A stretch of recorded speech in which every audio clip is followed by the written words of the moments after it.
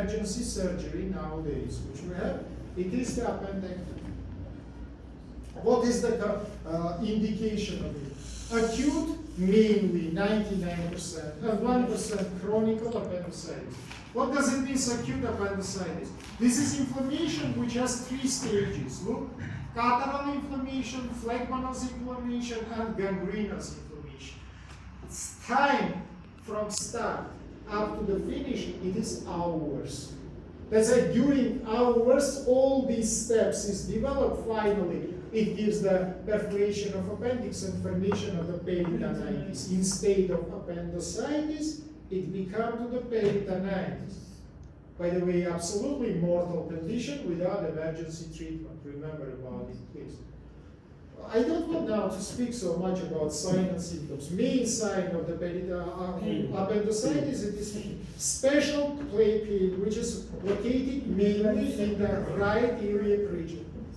Pain which is mainly originated, then you make irritation of the peritoneum. You can make irritation of the peritoneum by pressure palpation in this region, by moving of the lower extremity, by moving of the patient from one side to another side. For example, it is much more intensive than the patient is lying on the left side. Why? Because it is irritated the appendix to downwards. Then you lie in the right side, it is not so painful, because not so much pressure is applied in the appendix. You understand me or not? Appendix go to the medial side, then we left side. All these signs we call the peritoneal signs. The main peritoneal sign we call Schottky-Bloomberg sign. What does it mean? You make deep palpation and quickly remove your fingers. We call it rebound tenderness sign. Then you press, it's not so painful, then you quickly remove, peritoneum is irritated, and it gives the intensive pain. But not so much intensive like in case of the kidney colics. If the stone is passed from the kidney, no, it is not. Subfebrile temperature usually 37, not more. 1-2 times we can have the vomiting, not more. We can have diarrhea or constipation comparable with the situation. Usually it is anorexia. The person doesn't want to eat because any food which is eaten make them more intensive. The pain inside of the gastrointestinal tract. So this is main sign and symptoms. Anyhow, we will study it in the future. Now let's come to the surgery. Again, we can perform it endoscopically or by open access. Main open incision we call McBurney incision. Very simple incision, guys. Look here, please. You need several landmark points for this incision. First of all, it is anterior superior iliac spine. It is pubic symphysis. It is inguinal ligament, and this is umbilical. Now, using any marker, you connected these two structures to each other. You divided this line into 3 equal parts, and the point which I show in the picture we call McBurney point.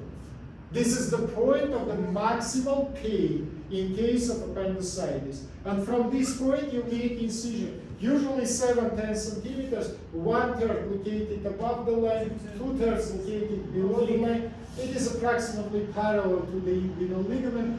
And this incision, it is changing form of incision. Skin, fatty tissue, superficial fascia, transverse fascia, and peritoneum, we cut in this direction. Muscles we don't cut, we split them, 3 muscles. External oblique, internal oblique, and transverse. We split along the fibers. That's a direction of your incision is changed. You remember, value of it is to prevent formation of post-operative hernia. Okay, you open the peritoneal cavity, what do you see? You see the big cecum. Cecum is not so hard to be found, guys. Cecum is located, just as you understand, inside of the right abdominal canal. You remember, right abdominal canal, it is the cecum and the ascending colon, yeah, from the medial side. So you find the cecum. By the direction of tenuous of the cecum, you come to the base of appendix. And if you see such kind of picture, all appendix is visible. It is typical position of appendix. It is greatest situation, and here we have the mesentery. This is the mesentery, which is contained the artery, arteria appendicularis. What we are doing in this case, to be more serious, you take arterial forceps, and first of all, you apply it in this mesentery, and you clip the artery, which is inside of it.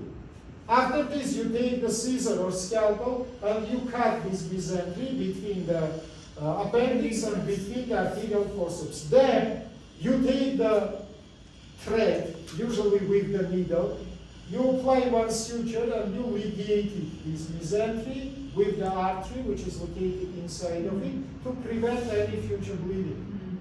Now, in the base of appendix, usually you apply arterial forceps, you little bit crush it to tie the ligature completely. And here you apply the ligature, strongly tie it to close the lumen, little far to the ligature, you apply arterial forceps. Now, between the ligature and arterial forceps, you cut the appendix and you remove it. Let's say we have the ligated mesentery, we have the ligated stump of appendix. If I will show it from the side, it will be something like this.